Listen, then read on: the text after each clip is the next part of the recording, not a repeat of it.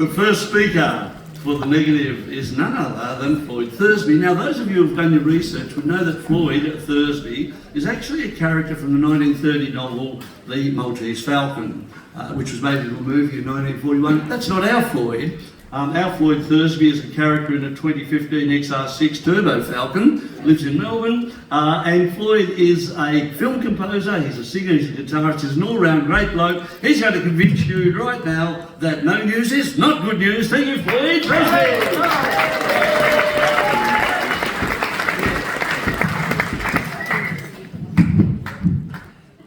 Thank you very much, folks.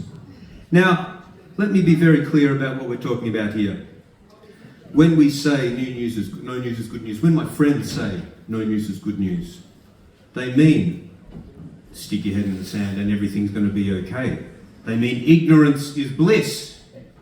Now, I'm sure you fine folks in the audience won't take long to come to the conclusion that this is absolutely not the way to live one's life. But just in case, let us turn to the record. Let us turn to the pages of history, literature and poetry to prove our point. Because time and time again, the record shows, ladies and gentlemen, that this phrase is the hallmark of naivety and misplaced optimism. It is the clarion call of the idiot. For example, let us turn to ancient Greece. Let us turn to Oedipus of Thebes, son of Jocasta by Laius, and I quote directly from the text of the immortal tragedian and poet Sophocles.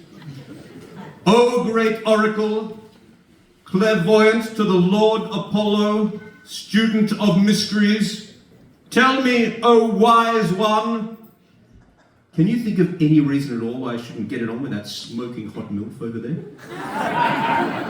No? Well, quoth he, no news is good news. And how did that turn out for Oedipus? Well, exactly. Let us turn to Mr. H. Dumpty, known to his friends as Humpty, and I quote, has the Egg Advisory Board updated its guidelines on wall-related seating hazards? No? Well, audience with me, no news is good news. Do you see the point I'm getting at? 6th of May 1937, heard on the bridge of the Luftship Zeppelin Hindenburg, the world's largest airship. Did anyone see any sign saying we can't park here? No? Well, audience, no news is good news. And finally, one known to history only as the first little pig.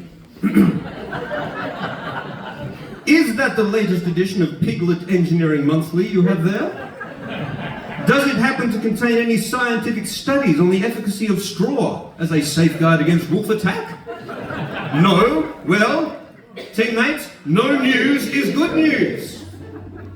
Just look at the history. Look at the record. It's not going to work. And more to the point, folks, my friends are not only champions of naivety, I say, with all due respect, notwithstanding the best dressed woman on stage, don't be fooled by her dress sense. It's perfect, I know, but don't be fooled. Because these people are enemies of democracy. Because what is the great pillar of democracy but a free press, but the news itself? Everybody said it. Thomas Jefferson, our liberty depends on the freedom of the press. John F. Kennedy, freedom of the press is imperative for a functioning democracy. Secretary General of the United Nations, Antonio Guterres, I don't need a man, I've got my glam squad. Sorry, that's from a different paper. I'm comparing on Kim Kardashian's political philosophy. But the news is a precious gift that we reject at our peril. Gifts such as the following headlines. Best man left bleeding after being hit in head by flying dildo. Northern Territory News, by the way. Northern Territory News a lot. Fugitive sausage dog causes mayhem. And finally, my personal favourite, brought to you by the UK Sunday Sport, Gordon Ramsay sex dwarf eaten by badger. And I swear it's a true story. Google it afterwards, folks. You won't be disappointed. And if you tell me, by the way, as my friend said, as what caused Bella to put her head in the sand, to say that if no news is good news, then all news is bad news, well, sure, I say bring it on. Because I think of no greater pleasure than to enjoy stories of another's misfortune. The point, in sum, to conclude, is best made in verse.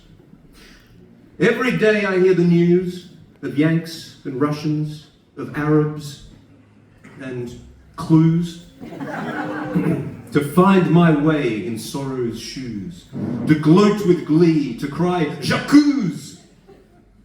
See, we can pull up the Nils Zoller and the Dreyfus Affair when we need to, don't worry about that.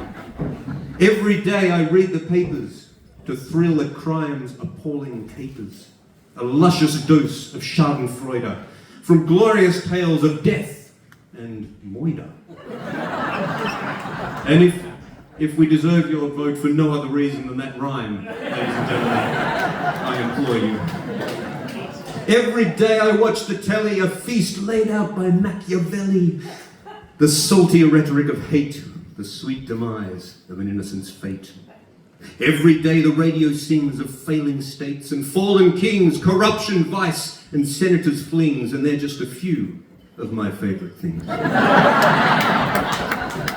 So deny me not my cloak of doom, woven on the newsroom's loom.